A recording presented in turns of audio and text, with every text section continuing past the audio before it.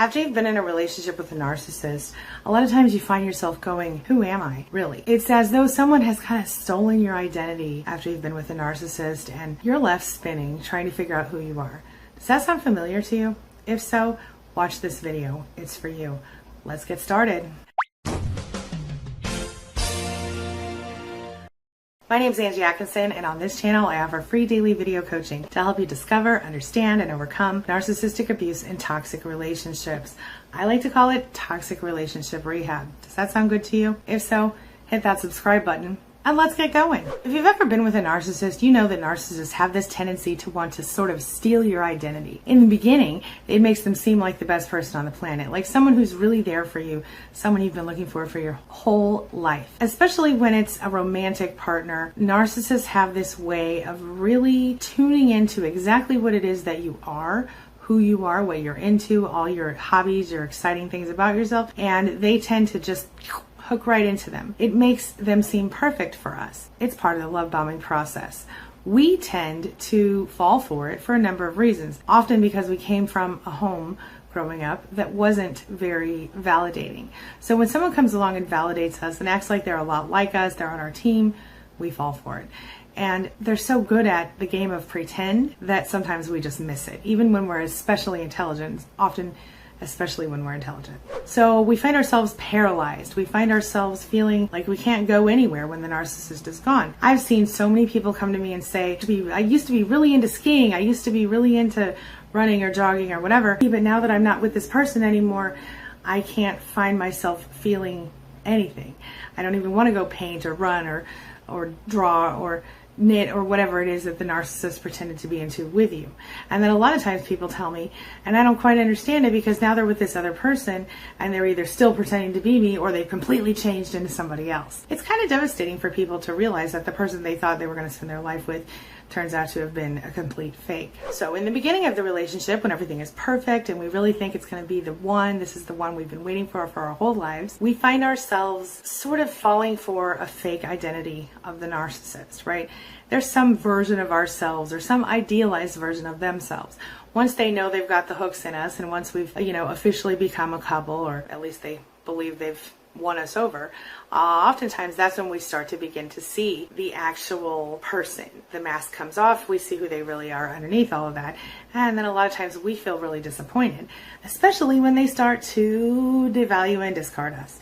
And that's what we're going to talk about now. A lot of times it starts with conversation. We find ourselves unable to have a reasonable, rational conversation with this person. We might be able to talk to literally everybody else in our lives about literally almost anything. For some reason, the narcissist stops understanding us. They can't kind of grasp the basic concepts we're trying to explain to them. And we're confused by this because back then, in the love bombing phase, everything was perfect and we could say anything and they would just get us. But suddenly, they don't get us anymore and we don't know what's going on, right? Well, this is how they start to kind of tear us down and take a little pieces of ourselves away from us. We start out having these great conversations. We'll talk for hours on the phone or by the chat or whatever.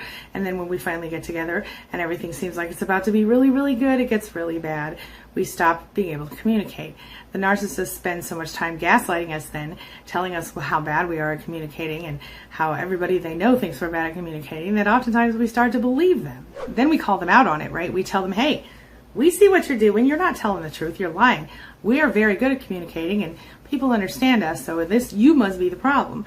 Well, that leads them to blame shift. So the next thing we know, they are yelling and screaming at us, telling us everybody thinks we're crazy. Everybody knows we can't communicate. They're the only ones who really can communicate. Obviously, we're the problem. So we fall for it. We go, oh, you know what? You might be right. We might be crazy. They manipulate us, our thoughts, our emotions, all in order to gain something. And what is that? Control. They gain control over us by making us think that there is something wrong with us. So in a way, they start to make us think they're doing us a favor by being with us in the first place. I would just like to remind you that in reality, the narcissist definitely reached up to get you. So they're not doing you a favor. But it takes us a while to realize that. I've seen so many very attractive people with less attractive people so often, and a lot of times you see the narcissist being the less attractive person in that relationship, either physically or otherwise, making a perfectly beautiful or handsome person think they're not worthy or they're not as good looking as they are. On the flip side of that, if it's, they might say that that person's, easy, or that person dresses like a whore, or that person treats people badly. That person looks ugly. That person only looks good when they wear XYZ. There are lots of different little digs that they'll do. They'll find whatever it is that hurts you and poke at that thing. So if you've always been too skinny, they'll poke at that. And they'll go, oh, look at that girl with that big juicy butt. Or if you've always felt a little overweight, they'll be like, ooh, look at that girl with the tight abs over there. Or if you're a guy and you're a little short, maybe she'll be like, well, hey, look at that super sexy tall dude over there. I've always been into super sexy tall dudes. You know what I'm saying? Whatever it is that you're not, the narcissist will pretend is their ideal thing. So now, here you are, and you've lost your ability to have good conversations. You've lost your self-esteem. The narcissist is doing a great job chipping away at who you are, aren't they? You've lost your self-worth. All of this is related to the behaviors and the actions taken by the narcissist. Everything that you were, everything that you believed you were, everything that you knew for sure that you were, may be taken from you by the narcissist. You start to ask yourself, who was I to begin with? Was I even a person, or did I just become a person when I met this person? And it sounds silly if you don't know what I'm talking about, but prior to being with the narcissist, you had an identity. The narcissist came along and sort of assumed your identity and then twisted it. You ask yourself, how could we be happy with that person before, and how could it suddenly change so drastically? Well, it doesn't. It changes slowly and methodically, and it happens before you even recognize it. Sometimes over a long period of time, sometimes a shorter period of time. It just depends on the person. This often brings you back into the discard part of the narcissistic cycle of abuse. So you've gone through the love bombing, you've gone through the devalue where they tear you down bit by bit, right? And then you get to the discard phase. Maybe they dump you and go get someone else. Maybe they just don't talk to you for a few days. They silent treatment you.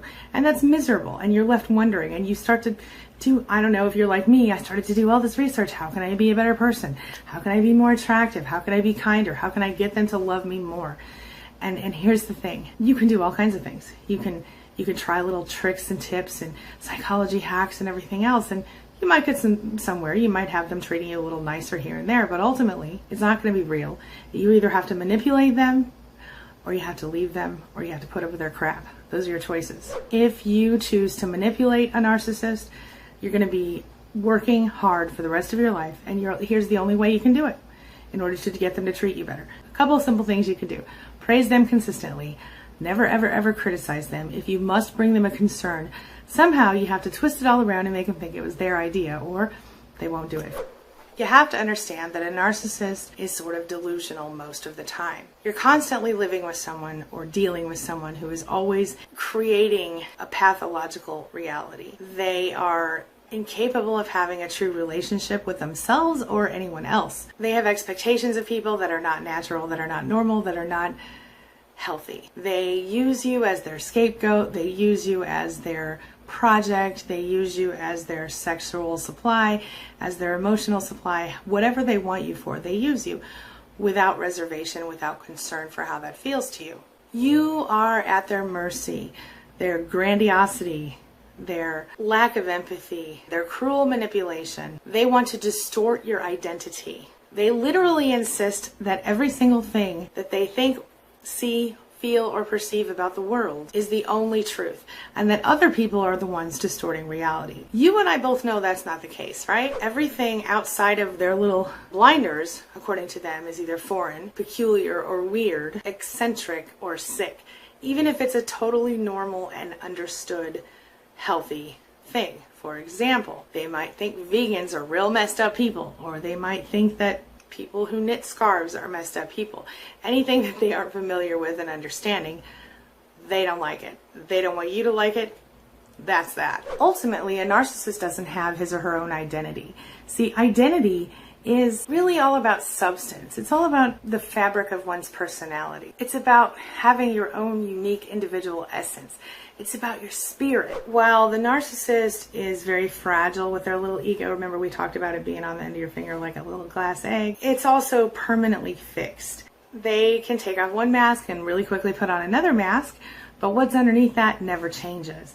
That's the thing you have to remember. Just like they sort of morphed into something else when you first met them in order to make you excited, they'll do that in every situation for every person. But that all comes back to the fact that underneath all those masks, they're just a small, insignificant, insecure person who doubts everything that they say, think, and feel. We become a good sort of pray for them because we're empaths, because we feel things deeply, because we are hardwired to react instantly to help someone feel better who we care about. We find ourselves in an identity crisis after we go through a relationship with a narcissist because our first thought always is, how do we fix ourselves to make ourselves better? Well, here's the thing, my friend. You're not the one who's broken here. It's the narcissist, and you can never ever be enough for a narcissist, because even when you become exactly what they want you to be, it's never going to be enough. This leads me to the question of the day. Have you ever struggled with your identity after having been with a narcissist? And how did you get past that? Or are you still dealing with it? Tell me your story. Share your thoughts and your ideas in the comment section below, and let's talk about it. Okay, that's all I've got for you right now.